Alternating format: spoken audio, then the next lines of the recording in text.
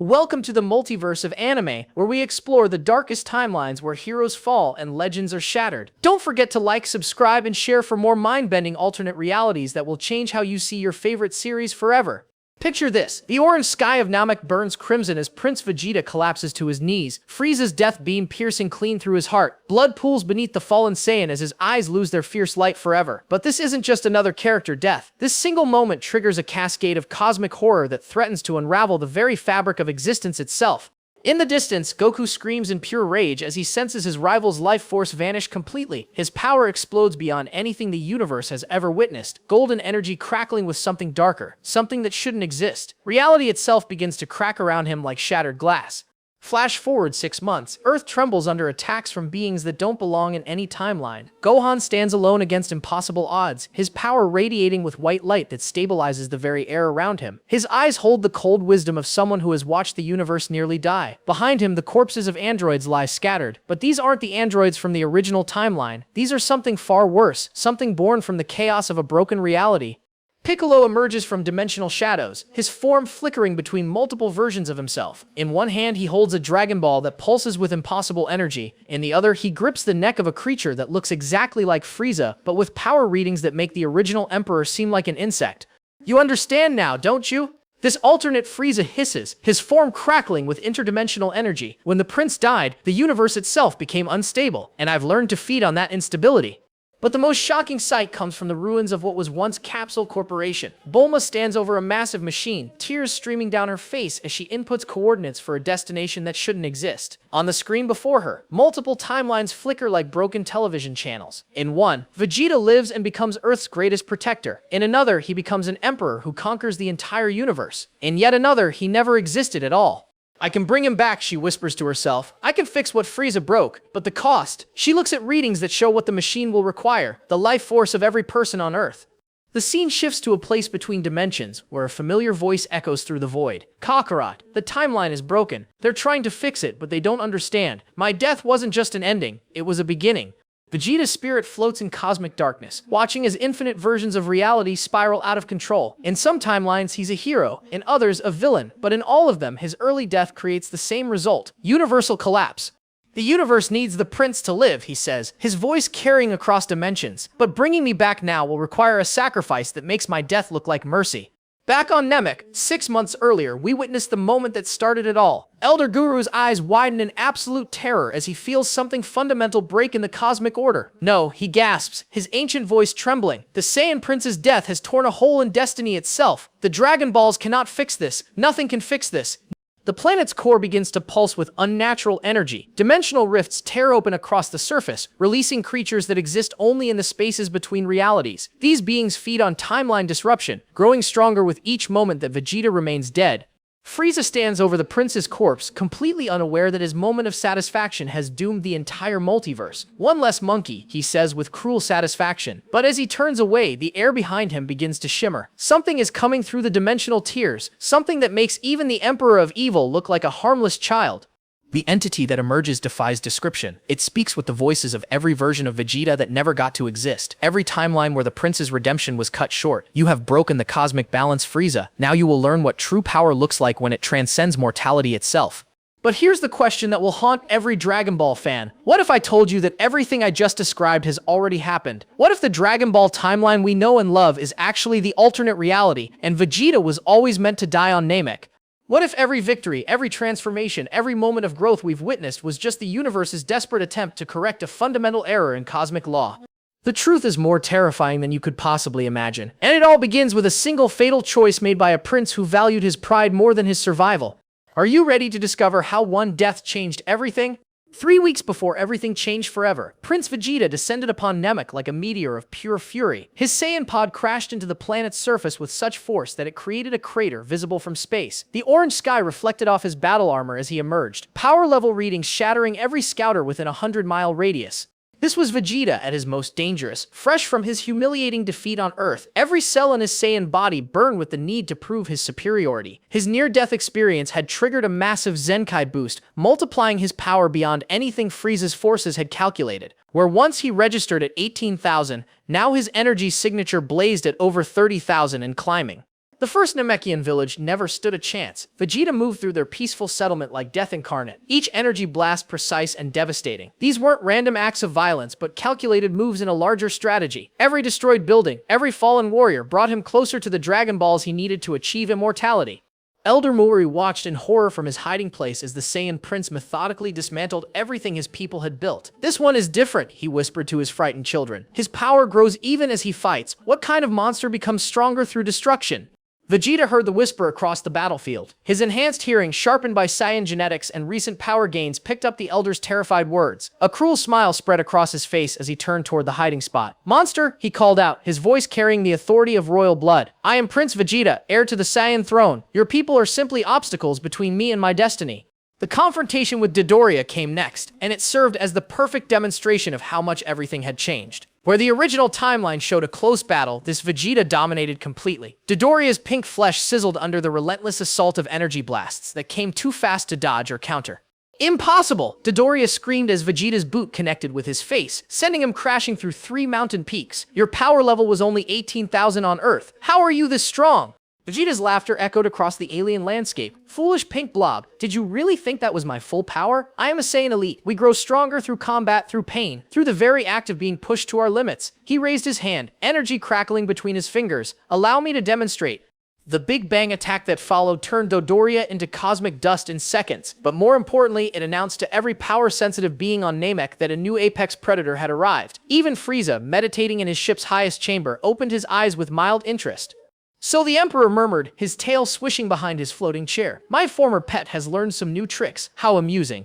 Meanwhile, Zarbon's arrival marked the next phase of Vegeta's rampage. The blue-skinned aristocrats' transformed state provided the first real test of the prince's enhanced abilities. Their battle carved new geography across Namek's surface as energy beams capable of destroying planets clashed in the alien sky. But Vegeta had learned more than just raw power during his time on Earth. His tactical mind, sharpened by fighting opponents who forced him to think beyond brute force, now operated at a level that surprised even himself. When Zarbon transformed into his monstrous reptilian form, Vegeta didn't meet the challenge head-on as expected.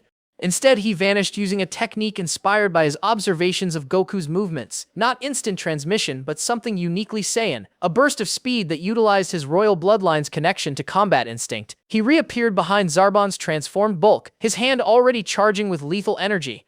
"You were always too concerned with maintaining your precious beauty, Zarbon," Vegeta said as his final flash technique began building to critical mass. "Let me help you shed that weakness forever." The resulting explosion was visible from 3 continents away. When the dust settled, Zarbon's perfect face was gone forever, along with most of his upper torso. As he lay dying, he managed one final transmission to Frieza's ship. "Lord Frieza," he gasped, his voice weak but urgent. "Vegeta's power has increased beyond all projections. He's not just stronger, he's evolved. His fighting instincts, his tactical awareness, everything has been enhanced. You need to take him seriously this time." Frieza's response was a cold chuckle. "How delightfully dramatic, Zarbon. The monkey thinks he's become a threat. Perhaps it's time I reminded him of his place." The Dragon Ball hunt that followed showcased Vegeta's enhanced cunning. Rather than simply destroying everything in his path, he began playing a complex game of manipulation. He allowed Krillin and Gohan to gather Dragon Balls while secretly tracking their movements. He fed them just enough information to keep them useful while positioning himself to steal their collected spheres at the perfect moment. His encounter with the young Earthlings revealed how much his perspective had changed. Where once he might have killed them immediately, now he saw potential tools. Gohan's hidden power particularly intrigued him. The boy's energy signature reminded him of something he'd felt once before, in the deepest chambers of the Saiyan Royal Palace. "You're half Saiyan, aren't you, boy?" Vegeta asked during their tense standoff near Guru's dwelling. "I can smell the royal blood in your veins, diluted though it may be. Your father was the low-class warrior who humiliated me on Earth." Gohan's fist clenched as he felt power surging through his small frame. "My dad is a hero. He protected Earth from monsters like you." "Hero?" Vegeta's laugh was genuinely amused this time. "Your father is a Saiyan child. We are a warrior race bred for conquest. The only difference between your precious Kakarot and myself is that I embrace what we are." His expression grew serious. "But you, little prince, you have a choice to make. Will you follow your father's path of naive heroism, or will you claim the power that is your Saiyan birthright?" The question would haunt Gohan long after their confrontation ended, but more immediately, it revealed Vegeta's evolving psychology. His defeat on Earth had forced him to confront the possibility that raw power alone wasn't enough. Now he was beginning to think in terms of legacy, of building something that could outlast any individual battle. Piccolo's arrival changed the dynamic completely. The Namekian's power, enhanced by his fusion with Nail, presented the first opponent who could genuinely challenge Vegeta's enhanced abilities. Their initial skirmish destroyed an entire mountain range and left both fighters bloodied but exhilarated. "You're strong, Namekian," Vegeta admitted, wiping green blood from his split lip. "Stronger than I expected, but strength without purpose is meaningless. What are you fighting for?" Piccolo's response was immediate and certain: to protect the innocent, to give them a chance to live and grow without fear. "How wonderfully naive," Vegeta replied, but his tone lacked its usual mockery. "We shall see how long such noble ideals last when faced with true power." The philosophical divide between them was clear, but so was their mutual respect as warriors. Both recognized in the other a fighter who had transcended their original nature through trial and pain. Both had been forced to evolve beyond what they once were. As the three suns of Namek began to set, painting the sky in shades of crimson that matched the blood soaked into the planet's soil, all the major players found themselves converging on the same location. The Dragon Balls pulsed with ancient power, their wish-granting potential drawing desperate souls like moths to a flame. Frieza's ship descended through the atmosphere like a black star, its presence causing every living thing on the planet to shudder with instinctive terror. The Emperor had finally decided to handle his rebellious pet personally. But what none of them realized was that their gathering wasn't coincidence. Cosmic forces beyond their understanding were drawing them together for a confrontation that would determine not just their individual fates, but the stability of reality itself. The stage was set for a battle that would echo across multiple timelines, though only one being present truly understood the stakes involved. The air on Namek grew thick with oppressive energy as Frieza's ship touched down with earth-shattering impact. Every blade of alien grass wilted under the Emperor's presence, and even the planet's three suns seemed to dim in acknowledgement of ultimate evil descending upon their world. Vegeta stood motionless as the ship's ramp extended, his enhanced Saiyan senses screaming warnings that his pride refused to acknowledge. This wasn't the same Frieza he remembered from his childhood servitude. Something fundamental had changed in the Emperor's energy signature, something that made Vegeta's royal blood run cold despite the fire burning in his Saiyan soul. Deep within his mind, memories cascaded like falling dominoes. Planet Vegeta burning in cosmic fire while his father knelt in submission. Years of servitude, forced to bow before the creature who had murdered his entire race. The humiliation of being called a pet, a tool, a thing rather than the prince he was born to be. But alongside those memories of degradation came newer ones. The taste of true combat on Earth. The intoxicating rush of growing stronger through conflict. The first time he had felt genuine respect for an opponent when Goku's power forced him to acknowledge that strength could exist beyond Saiyan bloodlines. "I am no longer the broken child who watched his world burn," Vegeta whispered to himself, his fists clenching until his knuckles turned white. "I am Prince Vegeta, heir to the strongest warrior race in the universe. I will not kneel again." Frieza emerged from his ship with the casual grace of absolute power. His white and purple form gleamed under Namek's alien sunlight as his red eyes surveyed the battlefield, littered with the remains of his elite forces. Daldoria's scattered atoms still hung in the atmosphere. Zarbon's mangled corpse decorated the landscape like a grotesque monument to Saiyan fury. My, Frieza said, his voice carrying the false pleasantness that had haunted Vegeta's nightmares for decades. "It seems my former pet has been quite busy. Tell me, Vegeta, did you enjoy playing with my toys while I was away?" The mockery in those words ignited something primal in Vegeta's enhanced Saiyan psychology. Every instinct screamed at him to attack, to unleash the full fury of his royal bloodline upon the being who had stolen his birthright. But a newer voice, born from his experiences on Earth, whispered caution. Goku had taught him something without meaning to. Sometimes the strongest choice wasn't the most obvious one. Sometimes true strength meant swallowing pride to achieve a greater victory. The low-class warrior had shown him that tactical retreat could lead to ultimate triumph. But as Vegeta looked into Frieza's eyes, he saw something that made his decision for him. There was no fear there, no acknowledgement of his increased power, no recognition that the prince had evolved beyond his former limitations. To Frieza, he was still nothing more than an amusing pet who had learned a few new tricks. "You want to know what I've been doing, Frieza?" Vegeta's voice carried the authority of genuine royalty for the first time in his life. "I've been reclaiming what you stole from me. My pride, my power, my destiny as the legendary Super Saiyan." Frieza's laughter was like breaking glass, sharp and cutting. "Super Saiyan? Oh, Vegeta, you always were my most entertaining delusion. There is no such thing as a Super Saiyan. There is only power, and I am its ultimate expression." The psychological warfare was deliberate and devastating. Frieza had studied his former servants for decades, learning exactly which words would cut deepest. He knew that Vegeta's greatest weakness wasn't physical but mental. The prince's need for validation, for recognition, for acknowledgement of his royal status. "You're right about one thing," Vegeta replied, his power beginning to surge around him like golden fire. "There is only power, and I'm about to show you how much of it this monkey has learned to wield." What followed was the most one-sided battle in Vegeta's life, but not in the way anyone expected. His enhanced abilities, sharpened by combat with Earth's defenders and further refined through his encounters on Namek, proved utterly insufficient against Frieza's true strength.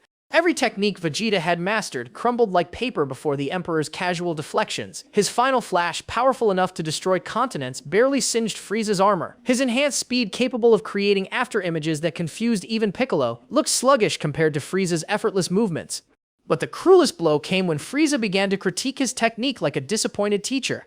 Your form is sloppy, Vegeta. Your energy control lacks refinement. Did you really think that defeating a few weaklings would prepare you to challenge me? Each word was accompanied by a casual strike that sent the Saiyan Prince flying across the battlefield. You disappoint me. I expected better from my favorite pet. The word pet triggered something beyond rage in Vegeta's enhanced psychology. It wasn't just anger anymore, but a complete rejection of everything Frieza represented. In that moment, the prince made a choice that would echo across multiple timelines. He could retreat. His enhanced tactical awareness showed him 17 different escape routes. His improved speed could carry him beyond Frieza's immediate reach. He could live to fight another day, grow stronger, return when he had achieved the legendary transformation he sought. Or he could stand here and die as Prince Vegeta, heir to the Saiyan throne, rather than live as Frieza's escaped pet. You know what, Frieza? Vegeta said, straightening despite his battered condition. You're absolutely right. I am disappointed in myself. Not because I'm weak, but because I wasted so many years being afraid of you. For the first time in their encounter, Frieza's expression showed genuine interest. Oh, and what exactly has changed, my prince? I understand now what Kakarot knew instinctively, Vegeta replied, his power beginning to stabilize into something focused and pure. It's not about being the strongest, it's about fighting for something greater than yourself, and I choose to fight for every Saiyan you murdered, for planet Vegeta, for the future my race deserved. The philosophical transformation was as dramatic as any physical power-up. This wasn't the same Vegeta who had arrived on Earth seeking only personal glory. Combat and defeat had forged him into something new, something that could genuinely threaten the established order. But Frieza had seen enough slave revolts to recognize the signs. His boredom with the situation crystallized into cold annoyance. Recent setbacks with the Ginyu Force, delays in collecting the Dragon Balls, and now this tedious display of Saiyan defiance had exhausted his patience.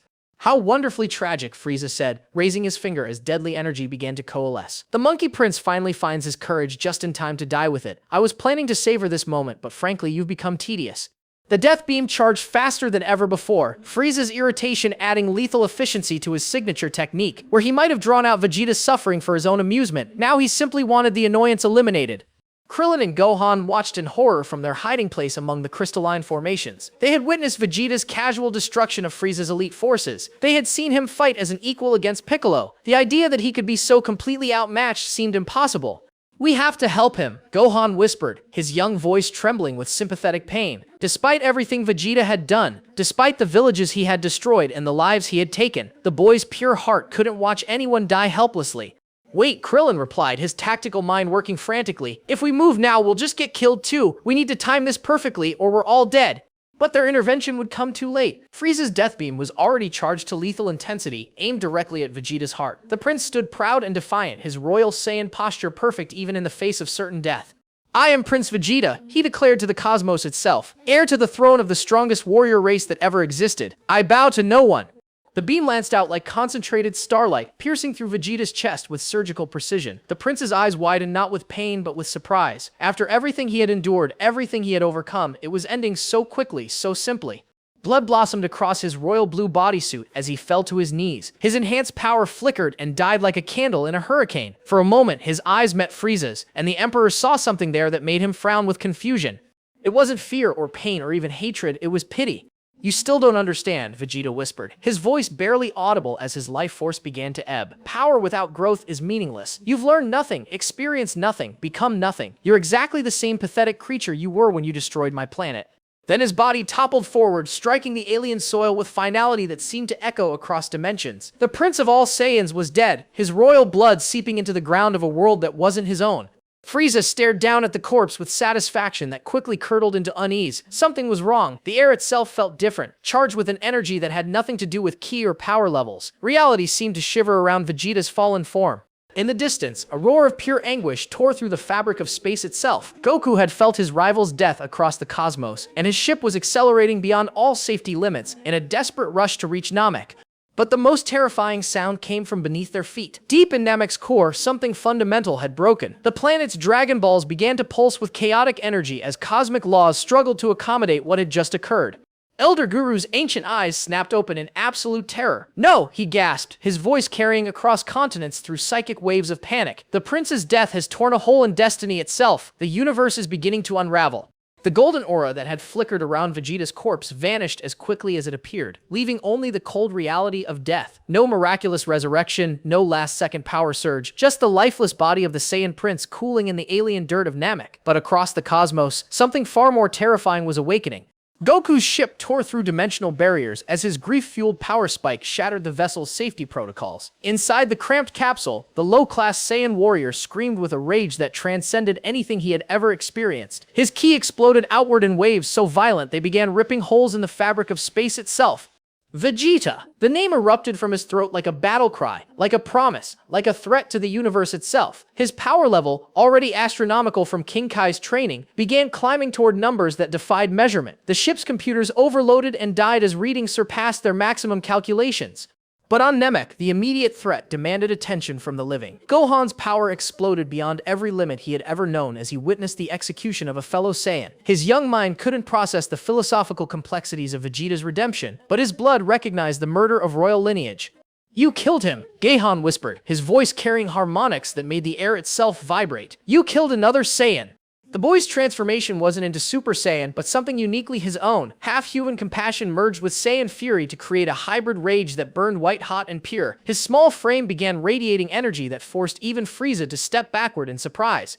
"Impossible," the Emperor muttered, his scouter exploding from Gohan's exponentially climbing power. "A child, a half-breed child possesses this much strength?" Krillin watched his best friend's son transcend every limitation with a mixture of pride and terror. The gentle boy who worried about hurting insects was unleashing power that carved trenches in Namek's surface with each movement. "Gohan, be careful! Don't let the anger control you!" But Gohan was beyond hearing rational advice. His Masenko wave erupted from his small hands with enough force to split continents. The golden beam carved through 3 mountain ranges before Frieza managed to deflect it into space, where it continued traveling until it struck and vaporized one of Namek's smaller moons. The Emperor found himself actually dodging for the first time in decades. This wasn't the calculated power of an adult warrior, but the wild, unpredictable fury of a child who had watched innocence die. Gohan's attacks came from impossible angles, fueled by emotion rather than technique. "How fascinating," Frieza said, deflecting another planet-cracking energy blast. "The monkey's spawn shows more promise than His Royal Highness ever did. Perhaps I should have killed Vegeta years ago if it would have motivated such delicious displays of power." Meanwhile, Piccolo materialized from the dimensional shadows where he had been attempting to fuse with Nail. The fusion was incomplete, leaving him flickering between his normal form and something far more powerful. His tactical mind assessed the battlefield instantly and reached a terrifying conclusion. "The boy's power is growing too fast," he said to Krillin as they coordinated their assault. "His body can't contain this much energy. If he doesn't learn control soon, he'll burn himself out completely." Krillin nodded grimly, understanding the stakes. "Then we need to end this fast. Destructo Disc Barrage, maximum spread pattern." The small human's signature technique multiplied into dozens of spinning energy razors that attacked Frieza from every conceivable angle. Each disc was sharp enough to cut through any known material, and their synchronized assault created a web of death that even the Emperor couldn't completely avoid.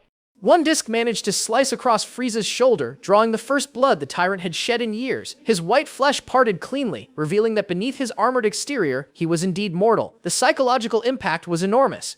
"You actually wounded me," Frieza said, his voice carrying genuine surprise for the first time. "A pathetic human monkey actually managed to draw my blood." The wound was superficial, healing almost immediately, but its significance transcended physical damage. For the first time since arriving on Namek, Frieza was forced to acknowledge that these opponents represented a genuine threat when working together. Piccolo capitalized on the distraction, his special beam cannon charging to lethal intensity while Gohan's wild assault kept Frieza occupied. The Namekian's fusion with Nail had enhanced his power exponentially, and his precision techniques now carried enough force to punch through planetary cores. "This is for everyone you've murdered, you monster," Piccolo declared as his attack reached critical mass.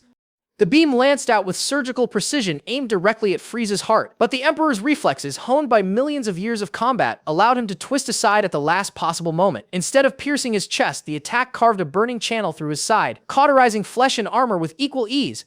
Frieza's retaliation was swift and merciless. His tail whipped around faster than thought, catching Piccolo across the chest and sending him crashing through several crystal formations. The Namekian's incomplete fusion left him vulnerable to attacks that his fully merged form could have withstood. But the coordinated assault had achieved something none of them expected. Working together, they had forced the Emperor of Evil to use actual effort. Frieza's power level was climbing as he abandoned his casual approach and began treating them as legitimate opponents. Enough games, he declared, his white aura beginning to pulse with increasing intensity. I was planning to savor this conquest, but you insects have proven far too bothersome. Time to demonstrate why I am the ruler of the universe. The power emanating from his form began affecting the environment on a massive scale. Gravity fluctuated wildly as his energy signature warped local space-time. The ground beneath their feet cracked and split as continental plates shifted under the pressure of his unleashed strength. Namek itself began to protest the abuse. Volcanic activity erupted across multiple continents as the planet's core destabilized from the excessive energy being channeled through its surface. The three suns flickered as electromagnetic interference from the battle disrupted stellar radiation patterns. Elder Guru's psychic voice reached every Namekian still alive on the planet. My children, something terrible has been set in motion. The Saiyan Prince's death has created a wound in reality itself. I can feel it spreading, corrupting the natural order of things. Several Namekian warriors emerged from their hiding places, their peaceful nature overcome by the need to protect their dying world. Their combined power wasn't individually impressive, but their synchronization created tactical opportunities that the primary fighters could exploit. One group combined their energy to create barriers that channeled Frieza's attacks away from populated areas. Another team worked to stabilize the geological damage being caused by the battle. A third squad focused on evacuating their scattered communities to safer locations. But the most important contribution came from an unexpected source. Nail, his body broken but his spirit undefeated, managed to complete his fusion with Piccolo through sheer force of will. The transformation was visible across continents as green energy erupted skyward like a pillar of pure life force. The newly empowered Piccolo stood with strength approaching Super Saiyan levels, his tactical awareness enhanced by centuries of Namekian wisdom. His first action was to coordinate the scattered fighters into a coherent battle formation. Gohan, focus your energy into controlled bursts. Krillin, use your disc to create escape routes and tactical advantages. Everyone else follow my lead and maintain formation. We can't match his raw power, but we can outthink him. The strategy began working almost immediately. Coordinated attacks from multiple angles forced Frieza to divide his attention between threats. Strategic retreats prevented him from focusing his overwhelming power on any single target. Environmental manipulation turned Namek's unstable geology into a weapon they could use. For the first time since Vegeta's death, hope began to flicker among the survivors. They were still outmatched, still facing an enemy whose power dwarfed their own, but they were no longer helpless victims. They had become a unified force capable of genuine resistance. But deep in space, something else was approaching Namek at impossible speed. Goku's grief-powered flight was tearing dimensional rifts in his wake, and his power signature was growing more terrifying with each passing moment. The universe itself seemed to be focusing its attention on this small planet where the fate of reality was being decided. 3 days after Vegeta's death, the universe itself had begun to take notice. Goku's ship materialized above Namek, not through normal space travel, but by literally punching through dimensional barriers with pure grief-fueled power. His energy signature had become so intense that reality bent around him like light around a black hole. The moment his feet touched Namek's soil, Frieza struck with the full force of his unleashed power. No taunting, no gradual escalation, no theatrical displays of dominance. The Emperor had learned from Vegeta's unexpected resilience that underestimating Saiyans could lead to genuine inconvenience. Goku barely managed to activate Kaioken times 20 before Frieza's assault reached him. The collision of their energies created a shockwave that flattened everything within a 100-mile radius and sent tremors through Namek's already unstable core. Mountains evaporated into atomic dust as the two titans clashed with forces that defied mortal comprehension. So you're the low-class warrior who inspired my former pet's delusions of grandeur, Frieza said as his fist connected with Goku's crossed arms, sending the Saiyan skidding backward across the devastated landscape. I must admit your power is impressive, but you're too late to save your precious prince. The words hit Goku like physical blows. His enhanced senses had already detected Vegeta's lifeless form cooling in the distance, but hearing it confirmed transformed his grief into something far more dangerous. His power level began fluctuating wildly as rage and sorrow battled for control of his Saiyan psychology. You killed him, Goku said, his voice carrying harmonics that made the air itself tremble. You murdered Vegeta in cold blood. Frieza's laugh was genuinely amused. Oh my dear monkey, you speak as if his death was some great tragedy. Vegeta was a rabid dog who needed to be put down. I simply did what should have been done years ago. Meanwhile, across the galaxy, the ripple effects of the timeline alteration were becoming visible to those with the wisdom to recognize them. On Earth, Dr. Gero's underground laboratory detected massive energy spikes from the direction of Namek. His calculations for the android project were thrown into chaos as power readings exceeded every parameter he had established. Impossible, the elderly scientist muttered as his computer struggled to process the incoming data. These energy levels suggest combat between beings powerful enough to destroy solar systems. My androids will need to be far stronger than originally planned. His hand moved toward the activation switch for Android 16, then hesitated. The timeline he had calculated so carefully was clearly no longer accurate. Perhaps it was time to accelerate his entire project and activate all his creations simultaneously. Back on Namek, Gohan's power had stabilized into something unprecedented in Saiyan history. Not the legendary Super Saiyan transformation, but a unique hybrid evolution born from witnessing traumatic loss. His white gold aura created zones of reality stabilization wherever he moved, counteracting the dimensional tears that were beginning to appear across the battlefield. The boy's fighting style had evolved dramatically in just 3 days. Gone was the hesitant child who worried about causing harm. In his place stood a warrior who combined Piccolo's tactical precision with Saiyan combat instincts and human emotional depth. His attacks carried the weight of absolute conviction. Frieza, Gohan called out during a brief lull in his father's battle with the Emperor. You made a mistake when you killed Vegeta. You didn't just murder a person, you broke something fundamental in the universe. The Emperor glanced at the child with mild interest. How poetic! And what exactly do you think I broke, little monkey? Hope, Gohan replied, his power surging as he spoke. You broke the hope for redemption. The universe needs people to be able to change, to grow, to become better than they were. When you killed Vegeta, you told the cosmos that some people are beyond saving.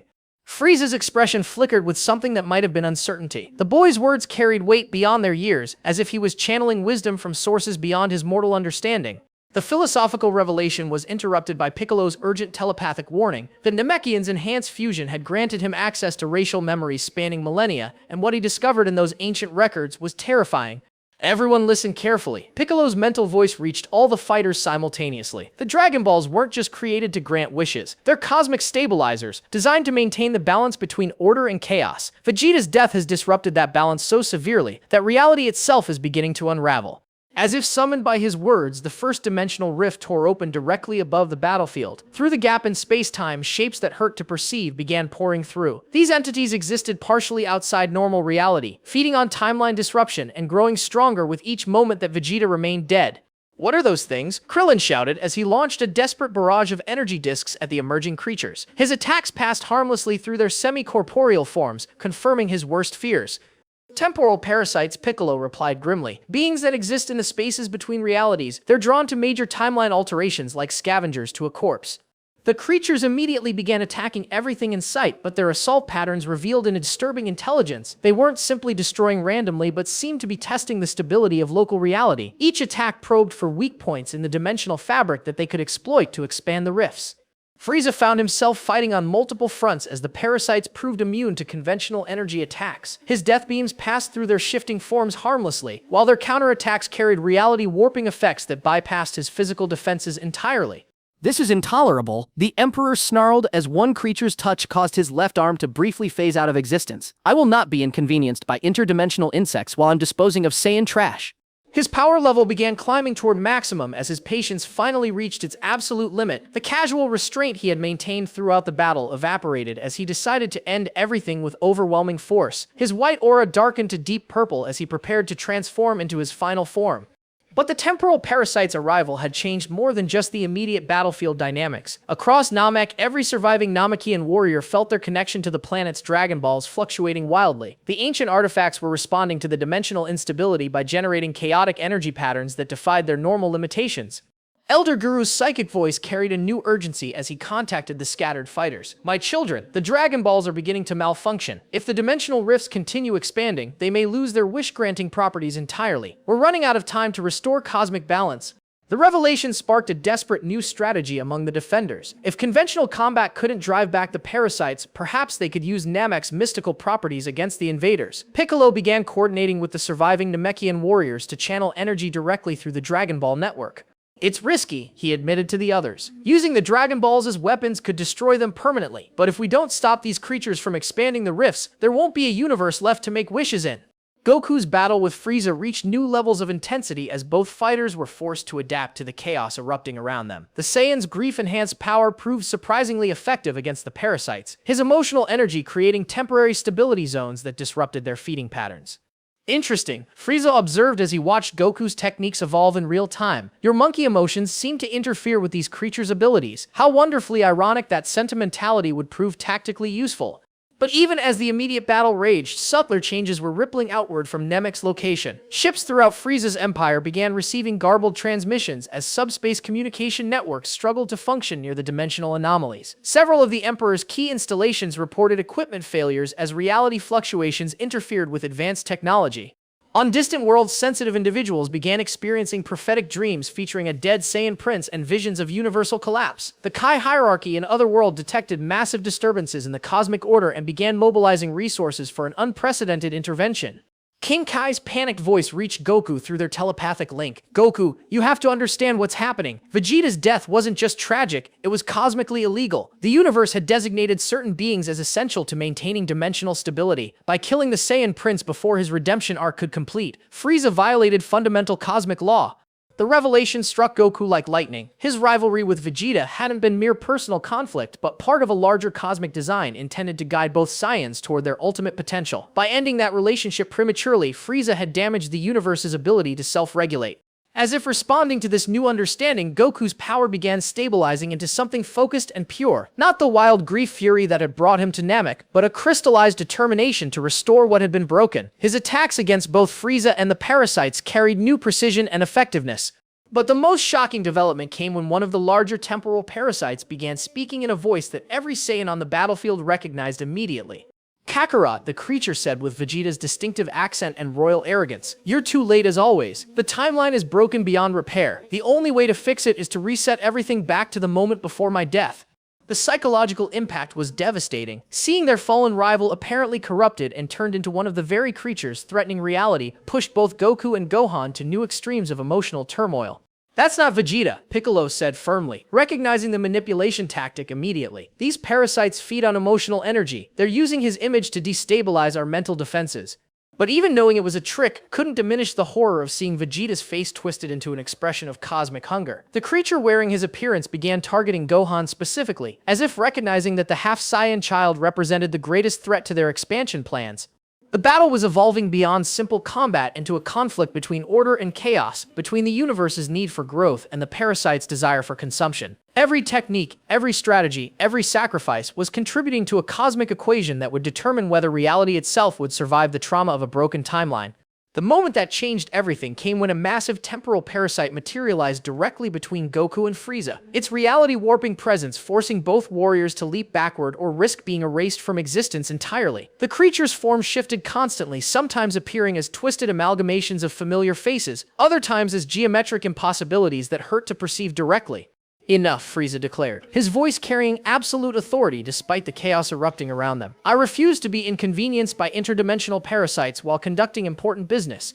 His death beam lanced out toward the creature and passed harmlessly through its semi-corporeal form, exactly as expected. But instead of frustration, the Emperor's expression showed cold calculation. His tactical mind, honed by millions of years of conquest, was already adapting to this new threat. "Saiyan," he called out to Goku with surprising formality, "these creatures appear immune to conventional energy attacks. Your emotional techniques seem more effective against them. I propose a temporary cessation of hostilities." The suggestion was so unexpected that Goku nearly dropped his guard completely. "You want to work together after you murdered Vegeta? I want these irritating parasites eliminated so I can return to the far more pleasant task of destroying you properly," Frieza replied with his characteristic false politeness. "Consider it a practical arrangement between professionals." Piccolo's telepathic voice cut through their debate with urgent intensity. "Accept the alliance, Goku. These creatures are expanding the dimensional rifts faster than we can contain them. If we don't coordinate our efforts, there won't be a universe left for you two to fight over." The logic was undeniable, even if it felt like betraying everything Vegeta had died for. Goku's moral compass screamed against working with his friend's killer, but his tactical awareness recognized the cosmic stakes involved. Sometimes protecting the innocent required making impossible choices. "Fine," Goku said through gritted teeth. "But the moment these things are gone, we settle our fight." Naturally, Frieza agreed with what might have been genuine amusement. "I wouldn't dream of denying myself the pleasure of your destruction." Their first coordinated attack revealed the unexpected synergy between Frieza's precise energy control and Goku's emotion-driven techniques. The Emperor's Death Ball provided a stable energy matrix, while Goku's Kamehameha wave, charged with grief and determination, created the emotional resonance needed to disrupt the parasite's dimensional feeding patterns. The combined technique tore through three major parasites simultaneously, causing their forms to collapse back into the interdimensional void they had emerged from. But the victory came at a cost that neither warrior had anticipated.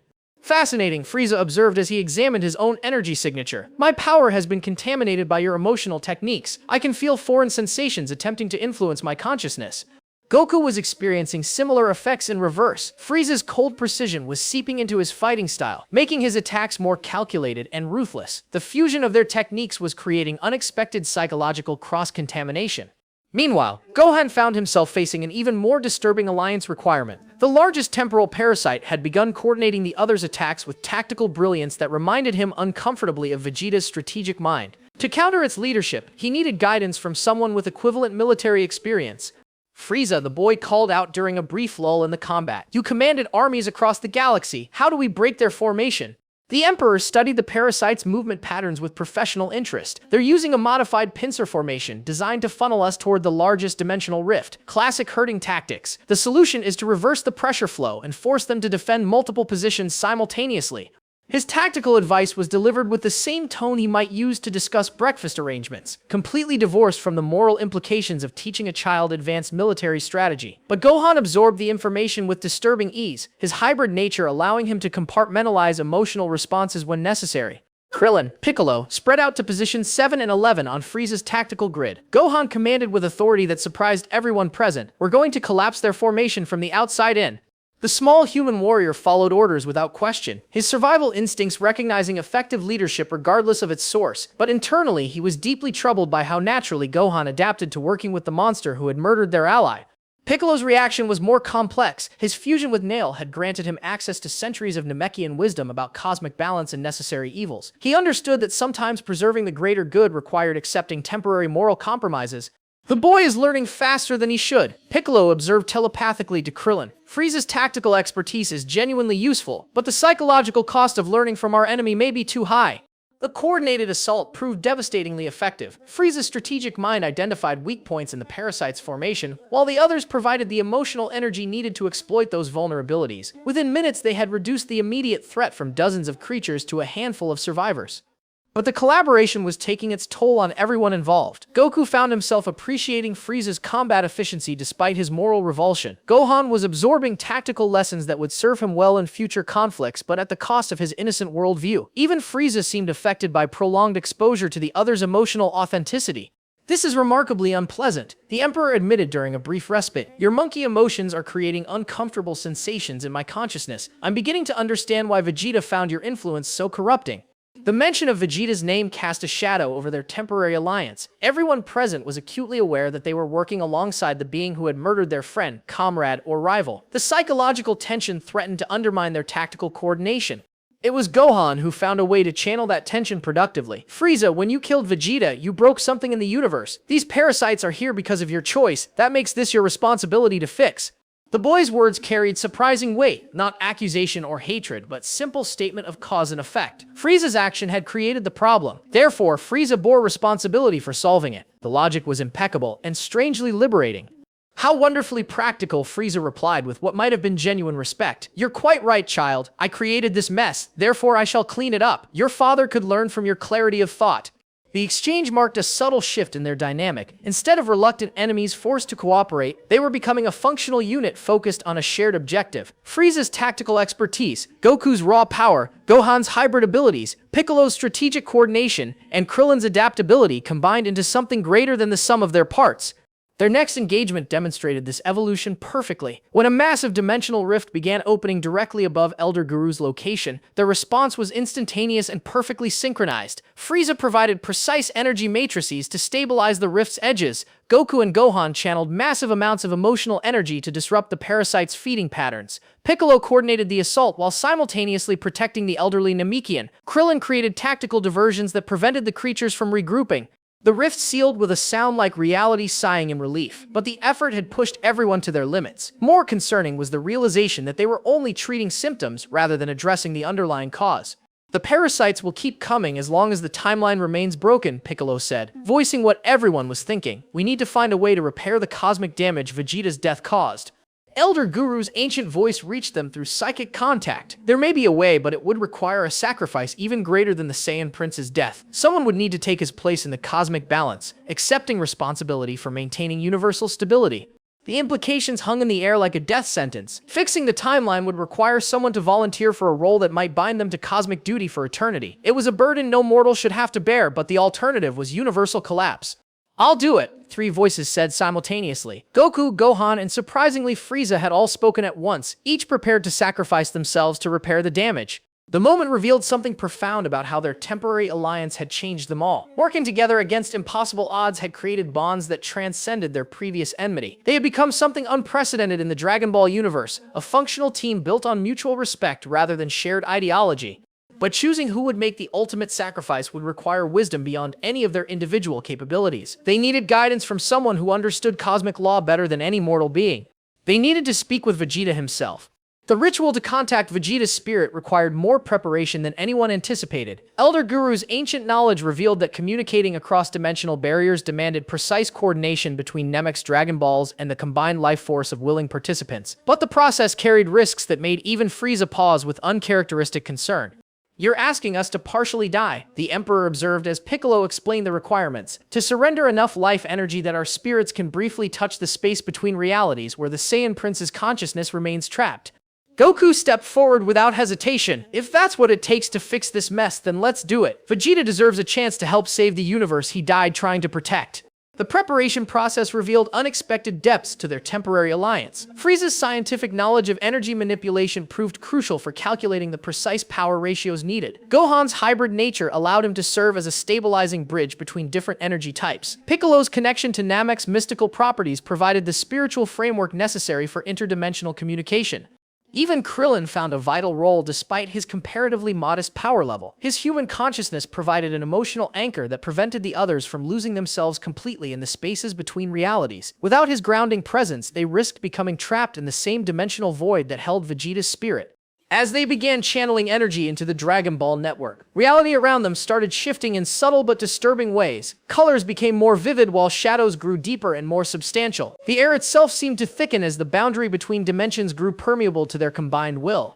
"I can feel him," Gohan whispered, his young voice trembling with emotion. "Vegeta's out there somewhere, but he's not alone. There are other voices calling from the void, other timelines where things went differently." The first contact came as a whisper that seemed to emerge from the Dragon Balls themselves. Vegeta's consciousness, filtered through cosmic static and dimensional interference, carried an authority that transcended his mortal death. "Kakarot, you fool," the familiar voice said with characteristic arrogance.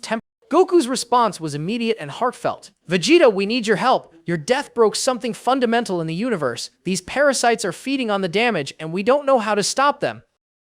Vegeta's explanation revealed the true scope of their crisis. The universe maintained stability through a complex network of predetermined character arcs and relationship dynamics. Certain beings were designated as essential nodes in this cosmic web, their growth and interactions serving to balance forces that mortals couldn't perceive directly. "My rivalry with Kakarot wasn't personal coincidence," Vegeta continued. "It was cosmically mandated. Two Saiyans, representing different approaches to power and morality, destined to push each other beyond their individual limitations. My premature death broke that connection and left the universe unable to self-regulate." The revelation struck everyone with the weight of absolute truth. Their personal conflicts, their individual growth, their very identities were part of a larger pattern designed to maintain cosmic stability. Free will existed within parameters established by universal necessity. Piccolo was the first to understand the implications. "You're talking about permanent transformation. Whoever accepts this responsibility would become something beyond mortal existence, a living embodiment of cosmic balance." "Precisely," Vegeta confirmed. "The universe needs its designated nodes to function properly. Since I'm no longer available to serve that purpose, someone else must take my place in the cosmic hierarchy." But before anyone could volunteer, Vegeta's spirit delivered a shocking revelation that changed everything. Elder Guru's psychic voice joined their interdimensional conversation with trembling urgency. "Prince Vegeta, what you're suggesting violates every law of natural death and resurrection. The cosmic price for such a restoration would be catastrophic." Perhaps, Vegeta agreed with characteristic arrogance, but it would also create something unprecedented in universal history. A being who has experienced both mortality and cosmic death, who understands the true stakes of existence while retaining the capacity for growth and change. The implications were staggering. Vegeta wasn't just offering to return as the Saiyan Prince they remembered. He was proposing to become something entirely new, a bridge between mortal experience and cosmic responsibility that had never existed before. Vegeta's answer came with the weight of absolute certainty. Every Dragon Ball in existence would be permanently destroyed. Every wish ever granted would be undone. Every resurrection, every miracle, every moment of hope that depended on Dragon Ball power would be erased from history. But here's what makes the choice interesting. Vegeta continued with the tactical brilliance that had made him such a formidable opponent. Without Dragon Balls, the universe would be forced to develop alternative sources of hope and power, organic growth instead of mystical shortcuts, true strength instead of wished-for abilities. Gohan was the first to recognize the deeper implications. You're not just talking about bringing yourself back. You're talking about fundamentally changing how the universe works, making everyone stronger by removing the safety net. Exactly, Vegeta confirmed with evident pride in the boy's understanding. A universe without Dragon Balls would be harsher, more dangerous, but ultimately more authentic. Every victory would be earned through genuine effort rather than mystical intervention.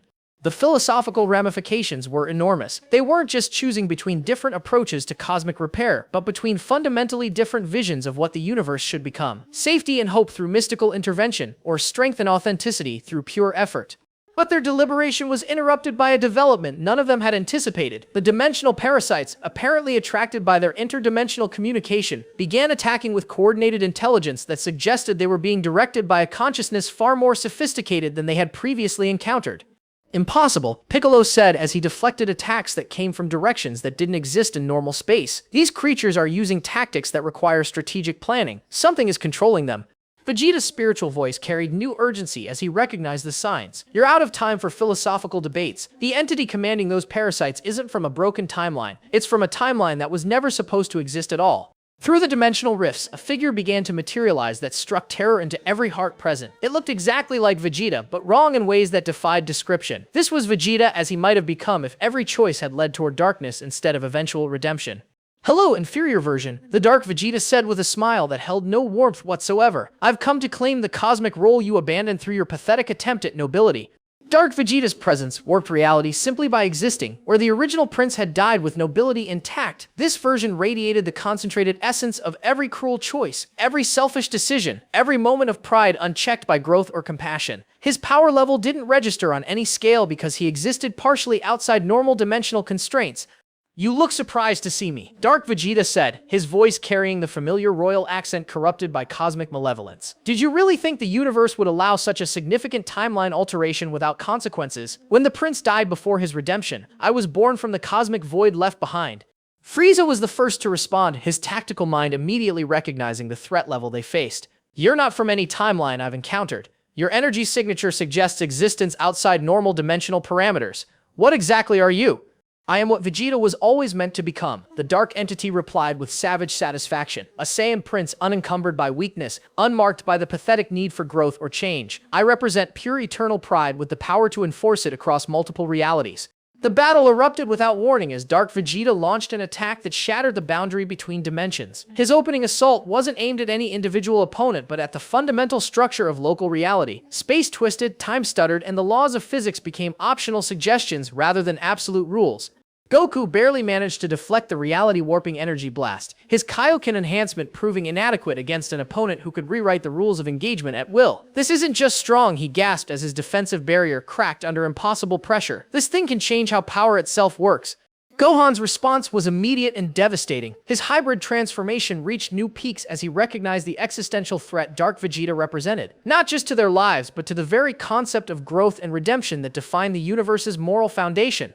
"You're wrong," the boy declared, his white gold aura creating stability zones in the chaotic battlefield. Vegeta was never meant to stay cruel forever. His capacity for change was what made him truly strong.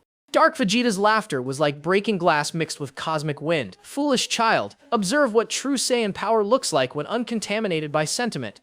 The attack that followed defied every understanding of energy manipulation. Instead of launching ki blasts or physical strikes, Dark Vegeta began rewriting local reality to remove his opponent's advantages. Goku's emotional strength flickered as concepts like compassion and determination were temporarily edited out of existence. Gohan's hybrid nature destabilized as the very idea of human-Saiyan cooperation was challenged at a fundamental level. But Frieza's response revealed why he had ruled an empire for so long. His power wasn't dependent on emotional connections or moral foundations, but on pure, calculating superiority. When Dark Vegeta attempted to rewrite the Emperor's motivations, he encountered a mind already operating outside conventional moral frameworks. How interesting, Frieza said as his transformation into final form began. You can manipulate reality, but you can't change what someone chooses to be at their core. Allow me to demonstrate the difference between cosmic power and earned supremacy.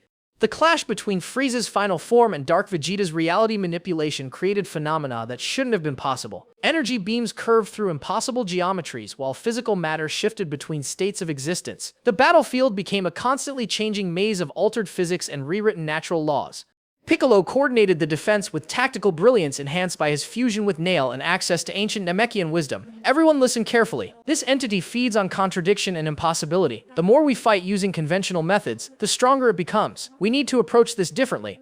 His strategy was counterintuitive but brilliant. Instead of opposing Dark Vegeta's reality manipulation directly, they would embrace the chaos and use it against him. Krillin's Destructo Disc techniques began incorporating impossible geometries, cutting through dimensions that existed only temporarily. Gohan's energy attacks looped through altered spacetime to strike from multiple angles simultaneously.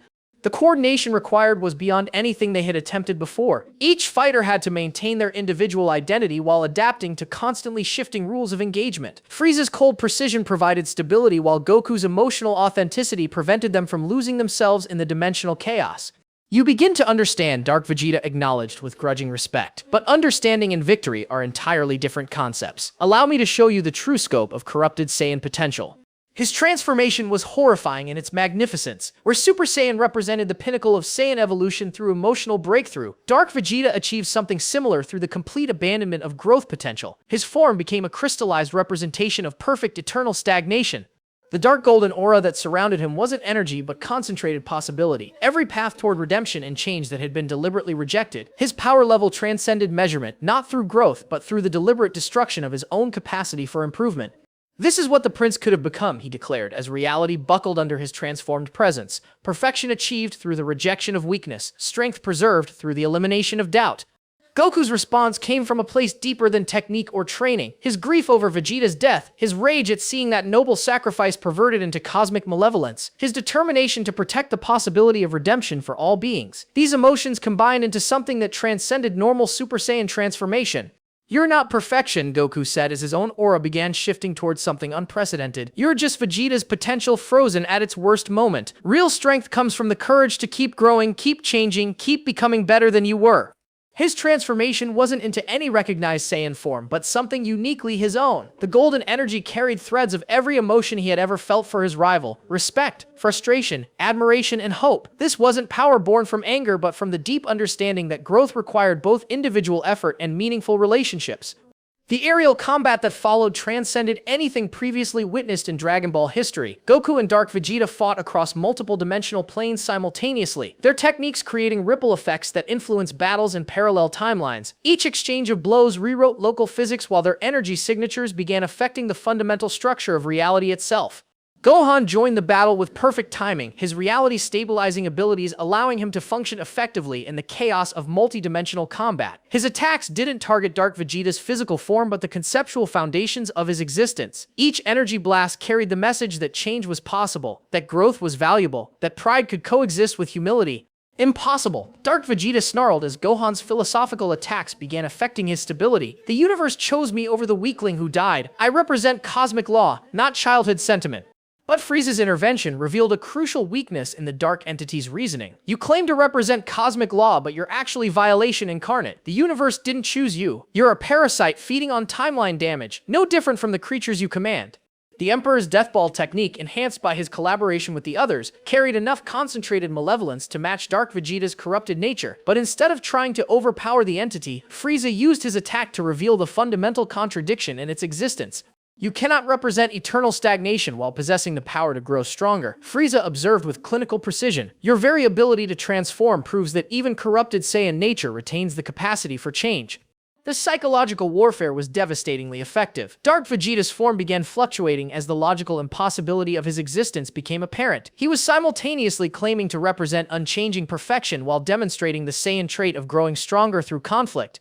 Piccolo seized the opportunity to strike at the entity's core weakness. His special beam cannon, charged with energy from every Namekian on the planet, carried the concentrated wisdom of a race that understood cosmic balance. The attack didn't aim to destroy but to force acknowledgement of fundamental truth. You exist only because Vegeta's death created a cosmic void, Piccolo declared as his beam pierced through Dark Vegeta's reality-warping defenses. But that void was never meant to be filled by stagnation. It was meant to inspire others to grow beyond their previous limitations. The revelation triggered a chain reaction that none of them had anticipated. Dark Vegeta's form began dissolving, not through destruction, but through understanding. As the entity recognized the logical impossibility of its own existence, its power began flowing back into the cosmic void from which it had emerged. But instead of simply disappearing, the dissolving energy began coalescing into something entirely different. The dimensional rifts that had been expanding across Namek suddenly reversed direction, pulling the dark power into a central focal point that pulsed with familiar energy. No, Dark Vegeta gasped as his consciousness began fragmenting. I will not be unmade by inferior beings. If I cannot exist as eternal stagnation, then I shall become eternal destruction instead. His final transformation was an act of cosmic spite that threatened to turn victory into catastrophe. Instead of accepting dissolution, Dark Vegeta began converting himself into a reality bomb designed to detonate across multiple timelines simultaneously. The explosion would not only destroy their current reality, but create cascading damage that would unravel every possible future where Vegeta's redemption might occur. Everyone get back, Goku shouted as he recognized the signs of impending multiversal catastrophe. This isn't just about our timeline anymore. If that thing explodes, it'll destroy every reality where Vegeta could potentially become a hero. But retreat was impossible. The reality bomb's activation had already begun, creating gravitational effects that prevented escape. They were trapped at ground zero of an explosion designed to eliminate the very concept of Saiyan redemption from the cosmic order. The only hope lay in the most desperate gambit imaginable. Someone would have to absorb the explosion's energy and channel it safely into the dimensional void, but the amount of power involved would instantly destroy any mortal being foolish enough to attempt such a sacrifice. I'll do it, three voices said simultaneously for the second time. Goku, Gohan, and Frieza had all reached the same conclusion independently. Each was prepared to sacrifice themselves to prevent multiversal genocide.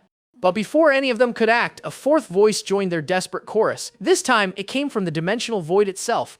Stand aside, all of you. Vegeta's spirit commanded with royal authority that brooked no argument. This is my responsibility to handle. Vegeta's spirit materialized between the reality bomb and his living allies with an authority that transcended death itself. His form was translucent but radiated power that made the air itself bow in recognition of royal presence. This wasn't the broken prince who had died on Namek soil, but something far more magnificent and terrible. You dare to wear my face while rejecting everything I learned through failure and growth. Vegeta's voice carried the weight of cosmic understanding earned through experiencing the void between realities. You are not my dark reflection. You are my discarded weakness given form. Dark Vegeta's reality bomb pulsed with increasing instability as his creator's presence disrupted its foundational energy patterns. You're dead, princeling, a ghost clinging to relevance while I represent your true nature unleashed.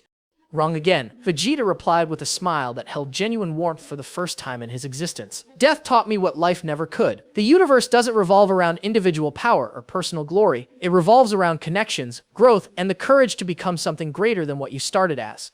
The philosophical confrontation between Vegeta's spirit and his corrupted reflection created reality fluctuations that threatened to tear apart local space-time. Each exchange of words carried power equivalent to planetary destruction, but focused on metaphysical rather than physical targets. Goku watched in fascination as his rival demonstrated wisdom that transcended anything he had shown in life. Vegeta's spirit has evolved beyond what any of us understood was possible. He's not just fighting Dark Vegeta, he's proving that growth continues even after death. But the battle was far from one-sided. Dark Vegeta's reality manipulation grew more sophisticated. As he fed on the dimensional instability around them, his attacks began targeting not just his opponent's physical forms, but their core concepts of identity and purpose. Observe how easily your precious growth can be undone, he said as his power lashed out toward Gohan. The boy's hybrid nature flickered as the very idea of human-Saiyan cooperation was challenged at a fundamental level. All progress is illusion. All change is temporary. Only stagnation endures. Gohan's response revealed how much he had matured during their ordeal. Instead of fighting the attack directly, he embraced the challenge and used it to demonstrate the opposite principle. Growth isn't about reaching a final state, he said as his power stabilized into something even stronger than before. It's about the willingness to keep changing, keep learning, keep becoming better. The boy's declaration triggered something unprecedented in Saiyan physiology. His hybrid transformation began incorporating elements that shouldn't have been possible. Piccolo's tactical wisdom, Frieza's calculating precision, even aspects of Vegeta's royal pride. But instead of corrupting his nature, these borrowed traits were filtered through his fundamentally compassionate worldview. Impossible. Dark Vegeta snarled as he recognized what was happening. You're integrating opposing natures without losing your core identity. That level of synthesis should destroy any mortal consciousness. Frieza's analysis was characteristically direct. The boy represents something new in universal evolution, a being capable of incorporating any influence while maintaining personal integrity, rather like what Vegeta might have become if he had embraced growth instead of resisting it. The Emperor's words struck Dark Vegeta like physical blows. Each reference to potential growth and positive change weakened the entity's fundamental structure. He was discovering that existence predicated on eternal stagnation became unstable when confronted with proof that change was not only possible but inevitable. Piccolo coordinated their final assault with strategic brilliance that incorporated lessons learned from every previous encounter. Dark Vegeta's reality manipulation depends on rejecting the possibility of growth. If we can demonstrate that change is fundamental to existence itself, his power source will collapse. The plan required each fighter to embody their capacity for positive change while simultaneously attacking Dark Vegeta's philosophical foundations. Krillin pushed beyond every limitation he had ever accepted, his human determination proving that growth wasn't limited by species or natural talent. His Destructo Disc techniques evolved mid-battle, incorporating dimensional cutting patterns that shouldn't have been possible for a purely human warrior.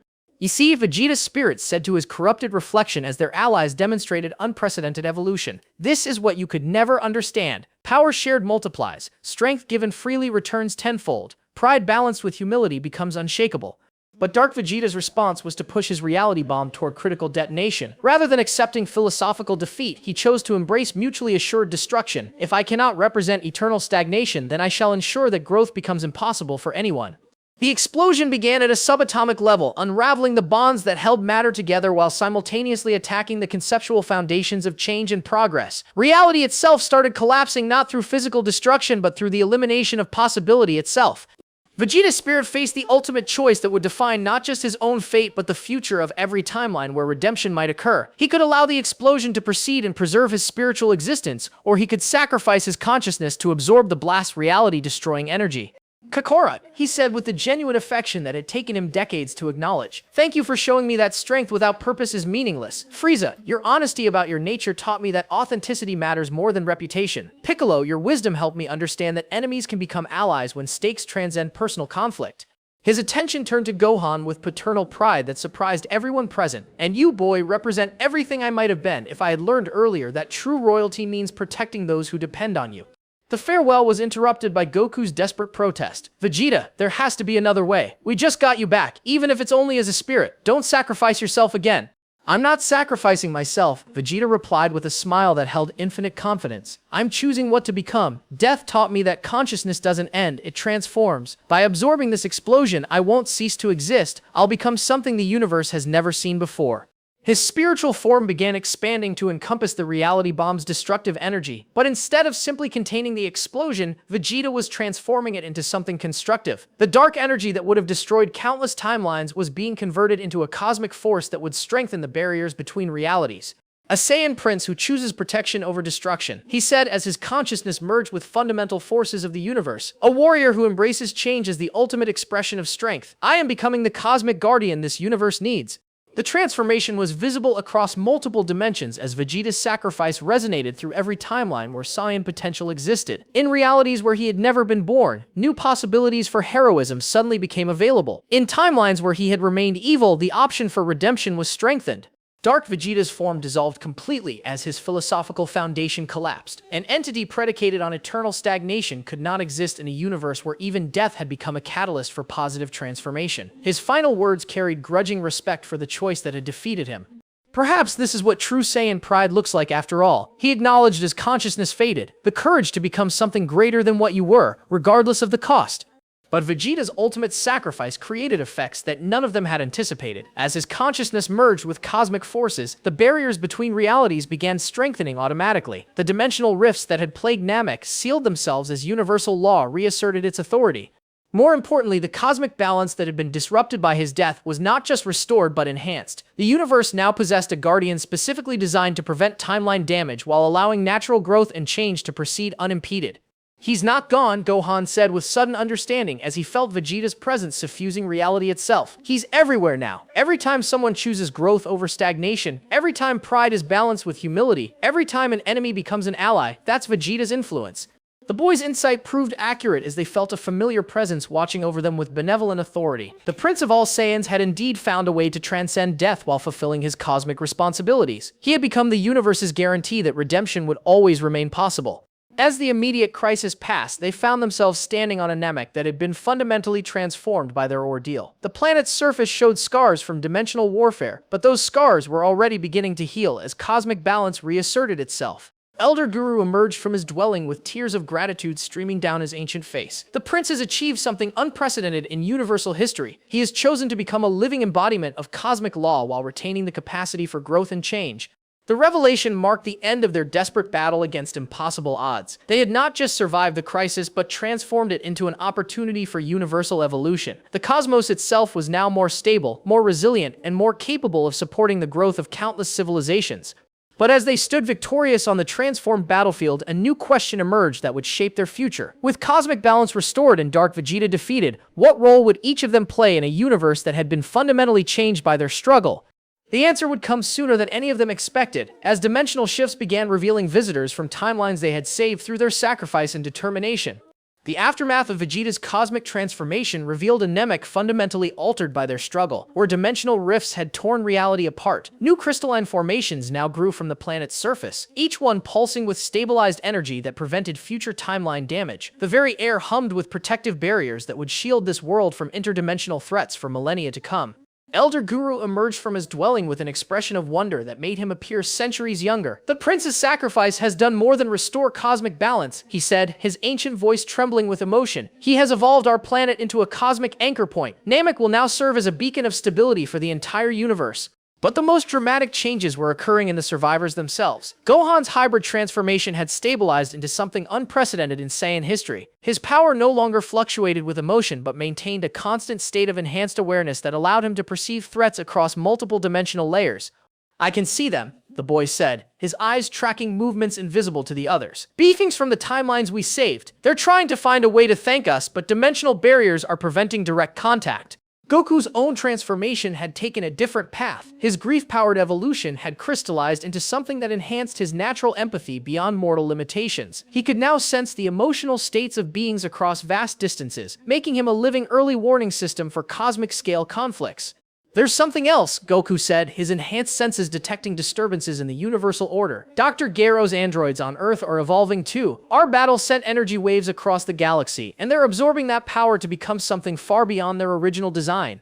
Frieza's reaction to the universal changes was characteristically pragmatic. His participation in cosmic-level conflict had enhanced his tactical awareness to unprecedented levels, allowing him to perceive strategic implications that escaped even the enhanced Saiyans.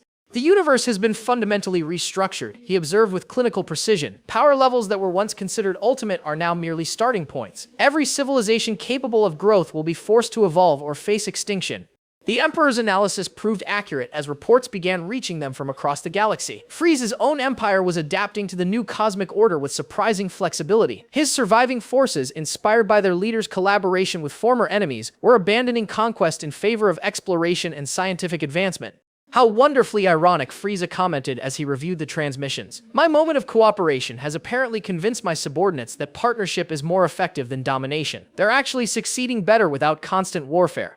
Piccolo's fusion with the collective Namekian consciousness had granted him access to cosmic knowledge that revealed the true scope of their victory. "We haven't just prevented universal collapse," he explained to the others. "We've triggered an evolutionary leap that will affect every sentient species for generations to come."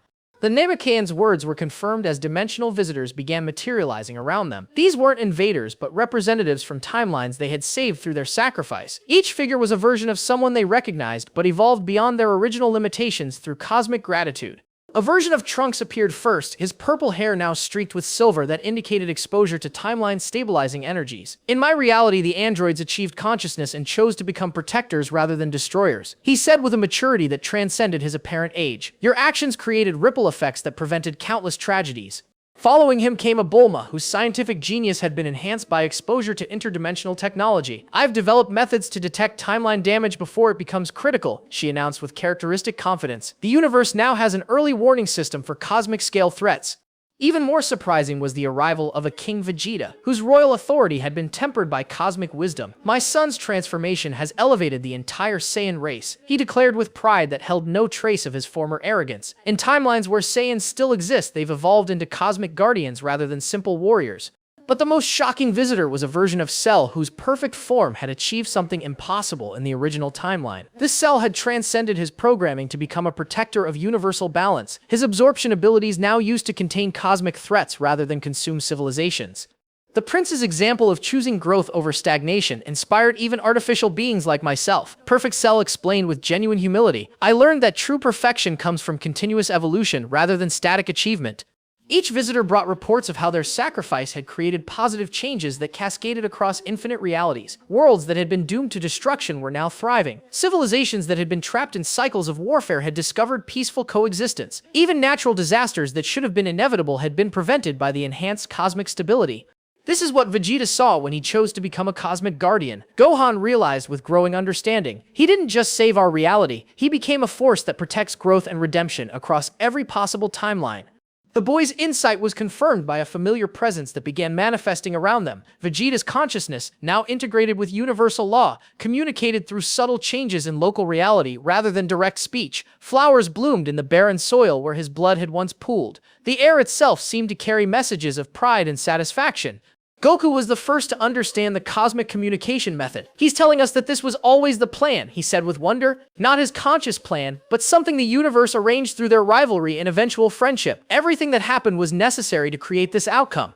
The revelation carried both comfort and responsibility. They had been participants in a cosmic design larger than any individual understanding, but that design had required their genuine choices and sacrifices to function. Free will and destiny had worked together to create universal evolution. Frieza's response to cosmic predestination was surprisingly accepting. "If the universe required my participation in heroic endeavors, then I suppose I can tolerate the experience," he said with characteristic false modesty. "Though I do hope future cosmic crises require less cooperation with monkeys." His comment drew genuine laughter from the others, marking the first moment of pure joy they had experienced since Vegeta's death. The sound seemed to resonate through dimensions, carrying their triumph to every timeline that had been saved by their struggle. But their celebration was interrupted by a development none of them had anticipated. The dimensional visitors began combining their energies to create something unprecedented, a permanent gateway that would allow communication and cooperation between parallel realities. "The universe is creating a multiversal alliance," Trunks explained as reality bent around their collaborative effort. "Every timeline we saved is contributing to a network that will prevent future cosmic crises before they can develop."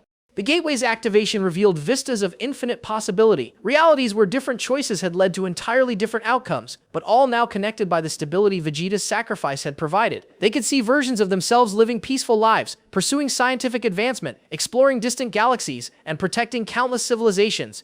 "We're not just heroes in our own timeline anymore," Piccolo observed with satisfaction. "We've become part of something that transcends individual reality. Every choice we make now will influence infinite possibilities." The responsibility was staggering, but so was the potential for positive change. They had become living bridges between realities, capable of sharing knowledge, experience, and hope across dimensional barriers that had once been absolute. As the immediate crisis of cosmic instability passed, they found themselves facing a transformed universe, where their actions would have consequences beyond anything they had previously imagined. The New World Order wasn't just about political or social change, but about fundamental alterations to how reality itself functioned. Elder Guru's final words captured the magnitude of their achievement. "You have given the universe something it has never possessed before, the guarantee that growth, redemption, and positive change will always remain possible, no matter how dark circumstances become." The old Namekian's blessing carried weight beyond ceremony. It was recognition that they had transcended their original roles as warriors, scientists, and rulers to become something entirely new, cosmic shepherds responsible for guiding universal evolution toward its highest potential. But even as they accepted this unprecedented responsibility, new challenges were already emerging from the changed cosmic order. The universe they had saved was no longer the same one they had grown up in, and adapting to its enhanced possibilities would require wisdom beyond anything they had previously achieved. In the quiet aftermath of cosmic transformation, the survivors found themselves contemplating truths that transcended anything they had understood about existence itself. The crystalline formations growing from Namek's soil reflected not just light, but the deeper meanings of their journey from individual warriors to cosmic guardians. Goku was the first to break the contemplative silence, his enhanced empathy allowing him to sense the philosophical weight pressing on all their minds. "I keep thinking about what Vegeta said before he became part of the universe. That death taught him what life never could. What do you think he meant?" Gohan's response carried wisdom that seemed impossible for someone his age, yet felt earned through the trials they had endured together. "I think he learned that individual existence is just the beginning of what consciousness can become. When he died, he discovered that growth doesn't end with mortality, it transforms into something larger." The boy's insight sparked a deeper conversation about the nature of their transformed reality. Piccolo, his consciousness enhanced by fusion with collective Namekian wisdom, offered perspective that bridged mortal understanding with cosmic awareness. The original Dragon Ball story was always about transformation through conflict, he said, his voice carrying newfound depth. But we've discovered that the deepest transformations require accepting that some conflicts can only be resolved through sacrifice and transcendence.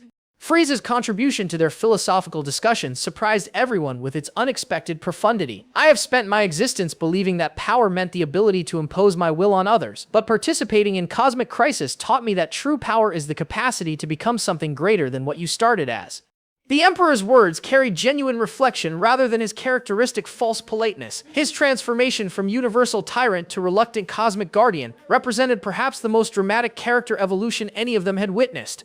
The fascinating paradox, Frieza continued, is that by temporarily abandoning my nature to cooperate with you, I discovered aspects of myself I never knew existed. It appears that even the most seemingly fixed personalities contain potential for fundamental change. Their conversation turned to the broader implications of their journey, particularly how it illuminated themes that had always been central to their universe but were now revealed in cosmic context. Goku's lifelong belief in the possibility of redemption had been validated on a universal scale. Vegeta's death created a crisis precisely because redemption is so fundamentally important to how reality works, Goku observed with newfound understanding. The universe literally couldn't function properly when that possibility was eliminated. It's like redemption is a law of nature. But Gohan raised a troubling question that challenged their comfortable conclusions. If redemption is cosmically mandated, does that mean we don't really have free will? Were all our choices just following a script written by universal law? The question struck at the heart of their philosophical dilemma. Had their heroic struggles been genuine acts of courage and growth, or simply playing out predetermined roles in a cosmic drama beyond their understanding? Piccolo's answer drew on ancient Namekian wisdom that predated most galactic civilizations. Free will and cosmic design aren't opposites, they're partners in universal evolution. The universe provides opportunities for growth, but individuals must choose whether to embrace those opportunities. His explanation resonated with their lived experience. Each of them had faced moments of genuine choice where they could have selected easier paths that would have led to universal catastrophe. Their heroism was authentic precisely because they had chosen difficulty over convenience. Vegeta's final choice proves this point perfectly, Piccolo continued. The universe needed him to become a cosmic guardian, but he had to choose transcendence over self-preservation. That choice was entirely his own, even though it served a larger purpose. The discussion revealed how their alternate timeline had illuminated core truths about the Dragon Ball universe that might have remained hidden in the original story. The cosmic importance of character relationships, the universal necessity of redemption, the collaborative nature of true strength. Frieza offered an observation that crystallized their collective understanding. We discovered that individual excellence means nothing without the context of meaningful relationships. My power was meaningless until I learned to coordinate with others toward shared objectives. Their philosophical exploration naturally led to comparisons between their transformed timeline and the original path their universe might have taken. Would the standard Dragon Ball story have eventually led to similar cosmic insights, or were some truths only accessible through extreme crisis? In the original timeline, Vegeta's redemption would have been gradual and natural, Gohan reflected, but our experience forced everyone to confront fundamental questions about growth, sacrifice, and cosmic responsibility all at once. The accelerated evolution had costs as well as benefits. They had gained cosmic perspective but lost the luxury of gradual character development. Their heroism was forged in crisis rather than cultivated through peaceful growth. Yet the outcome suggested that some universal truths could only be accessed through extreme testing. Their journey had revealed that cooperation between former enemies wasn't just possible but cosmically necessary. That individual identity could be maintained while serving purposes larger than personal ambition.